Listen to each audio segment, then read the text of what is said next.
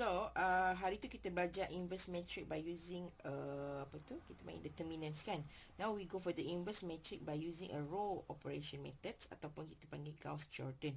Okay, tapi untuk bagi you faham secara orang kata kita akan pergi kepada 3 times 3 matrix, tapi saya akan tunjuk pada 2 times 2 dululah.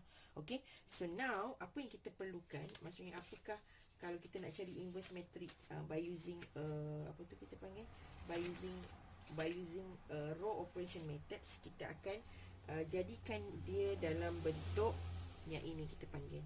Okay, so kita ada matrix kita A, which is matrix kita, dan kita akan tukarkan kepada augmented form. Jadikan maksudnya matrix, and then kita punya nilai of I. What is I? I adalah identity matrix. Okay, identity matrix. So dia adalah yang diagonal dia adalah 1 1. Okay. Ini dia punya, ni contoh. Kalau ini 2 times 2 punya lah. Okay, kalau 3 times 3 adalah 1 1 1. So 0 0 0 0 0 0. Okay, so ini untuk 3 times 3 punya identity matrix. So daripada sini, daripada kita punya matrix, dan kita ada sebelah sini kita letak augmented form, which is adalah identity matrix, and then kita akan tukarkan ataupun convertkan ataupun change to what we call it as ni. Maksudnya kita akan jadikan yang sebelah kiri ni adalah identity, dan sini kita akan dapat kita punya inverse matrix. So maksudnya daripada sini, contoh apa-apa matrix kan, kita tukarkan ke dalam bentuk identity. Sama ada kalau 2 times 2 macam ni lah, tapi kalau 3 times 3 macam ni. Okay, nanti kita akan tunjukkan satu-satu. So yang ini you kena like macam dia tak ada like macam actual punya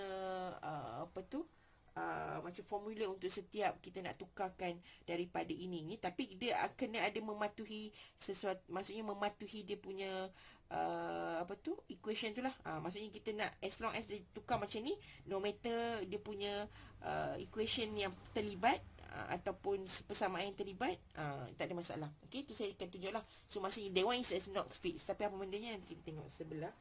Kita tengok daripada contoh yang kita ada lah. Okay, so let's start with kita tunjuk yang matrix 2 times 2 dulu lah, sebab nak bagi nampak clear, untuk bagi nampak okay macam mana nak buat. Sebab kalau dia 3 and 3 dia like macam not tricky, tapi dia macam kena careful lah. So dia macam kena dalam bentuk yang maksud kena dalam hati-hati lah. Okay, so kita contoh. Okay, let's say kita ada examples 2 times 2 punya matrix ni. Okay, let's say kita ada A kita adalah 1 3 2 5. Okay, so kita akan jadikan dia dalam bentuk yang ni tadi kan. Kita tadi dalam bentuk identity kan. Okay, so kita akan jadikan dia macam ni. So maksudnya kat sini dalam bentuk augmented dia adalah 1 3 2 5, dan kita letak sini. You nak letak dot maksudnya nak garis putus-putus pun boleh. Alright, yang ni kita akan jadikan dalam bentuk identity matrix. Okay, sebab kita akan guna along the way, yang sebelah kanan ni akan terlibat dalam proses untuk menukarkan kepada identity dan okay. So maksudnya at the end nanti bila kita dah capai sebelah ni jadi macam ni, so dia akan mendapat sebelah kanan dia adalah inverse matrix. Okay, so kita pergi satu-satu. Okay, so saya akan tunjukkan ni. So kita akan consider this R1, R2. Okay, so kita bukan tak guna kolom, tapi like macam kita akan fokus dekat sini. Okay, now kita tengok kalau kita tengok dekat sini, yang ini satu, maksudnya ini kita punya reference maksudnya kita nak dapatkan dia 1 0. So kita nak sini 1 0. 1 0 0 1. Okay, so kita nak jadikan macam ni. So kena benda ni mesti jadi macam ni. Benda ni kena jadi macam ni lah. Okay, so apa yang kita perlu, kita tengok yang ini dah settle. Maksudnya dekat bahagian satu ni dah dah okey. So kita tak akan kacau kat situ.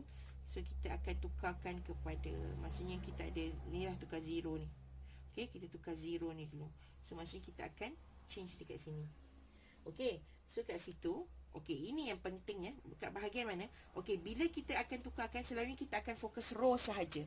Maksudnya kita akan fokus satu row sahaja. Maksudnya kalau kita buat row 2 semua ni akan terlibat. Sebelah kiri dan sebelah kanan dia kena terlibat. Okey, so maksudnya semua ni kena terlibat lah. Okey, so maksudnya kalau kita saya buat ni, semua ni kena terlibat.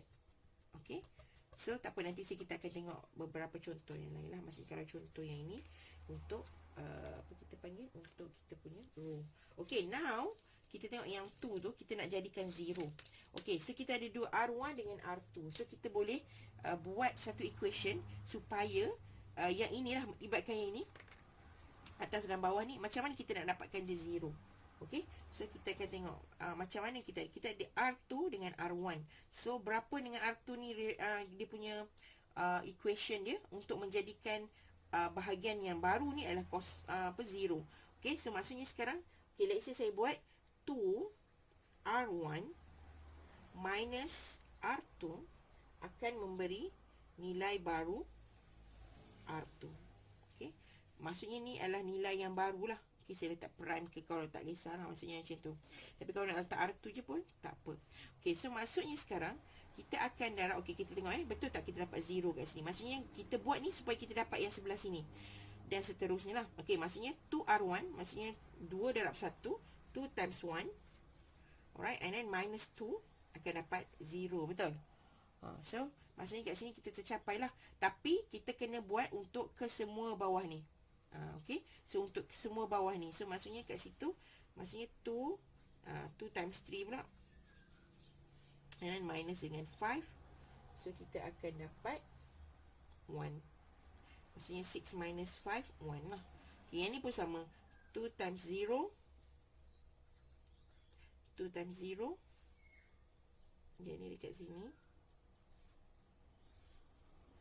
Okay, 2 times 0. 2 times 1.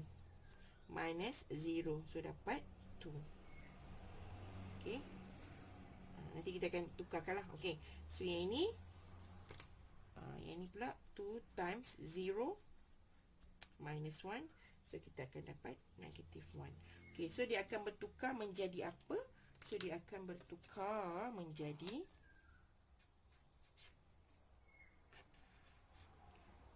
so, kat sini tadi yang kita tak ganggu tadi, yang bahagian satu ni tak payah. So, kita tak biar je, bawa je, carry on je. So, yang ini kita biar. So, 1, 0 ni ada.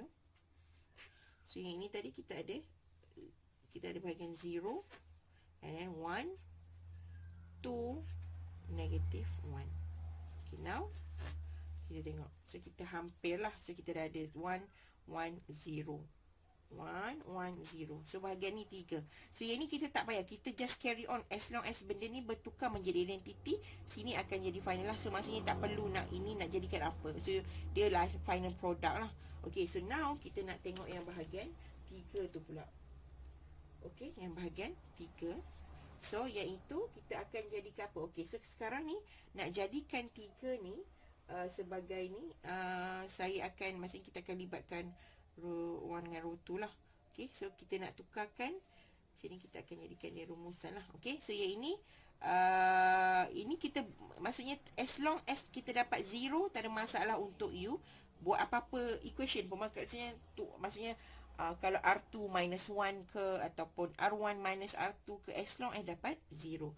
So sekarang ni saya buat R1 minus 3 R2.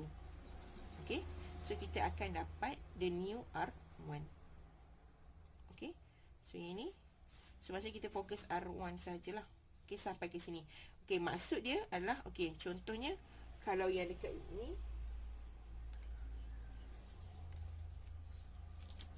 so maksudnya kat sini yang ni pun follow lah. So maksudnya R1 1 minus 3 times 0 1. So dapat 1 jugalah. Okay, untuk yang ini. Okay. Okay, then kita ada yang 3 tu lah. So maksudnya 3 R1 dia adalah 3 minus dengan 3 times 1. So dapat 0. row. So capailah as right kita. So ini adalah yang ini. So ini adalah yang ini. Okay, then we have yang ni pula. So 3 times 1. Sorry, bukan. 1 minus 1 ni minus 3 times 2.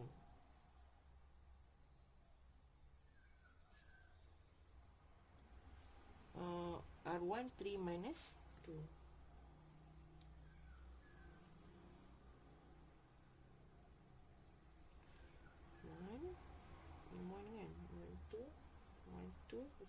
Negative 1. So ini 1 R1 minus 3 times 2. So kita akan dapat kat sini 1 minus 6. So will be negative 5. And then we have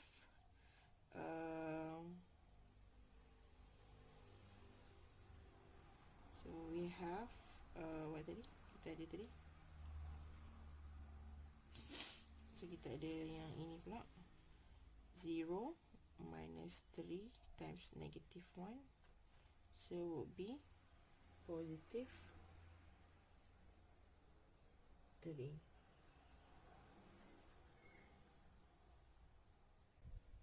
Okay, dan kita dapat ni lah. So 3, so kita akan tukarkan. Yang ini tadi jadi yang ni 1 sama, ini 0, and then kita dapat negative 5 sini, and then 3. So kita masukkan. So kita akan dapat sebelah sini.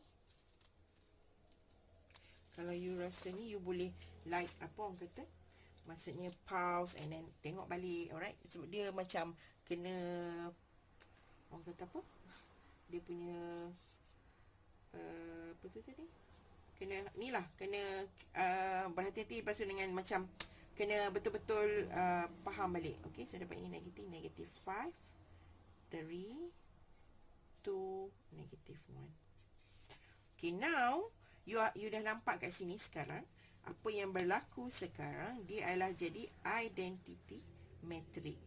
So sebelah ni adalah kita punya inverse matrix kita. So maksudnya kalau dah menggunakan ni, so kita akan dapat negative 5, 3, 2, negative 1. Okay, so kita boleh double check menggunakan apa tu kita panggil determinants lah. Okay, so ini cara dia untuk kita dapatkan menggunakan what we call it row operation method, ataupun kadang-kadang disebut perkataan Gauss-Jordan. Okey, ni bukan Gauss-Jordan elimination. Gauss elimination tu nanti selepas ni saya akan ajar. So kita fahamkan yang ni dulu, Gauss menggunakan row operation methods. Okey, so kita kita go for the 3 times 3 punya contoh pula. Okey, so kita pergi contoh 3 times ini. So kena hati-hati sikit lah. Maksudnya dia kena macam step by step sampai kita dapat kita punya identity matrix. Alright.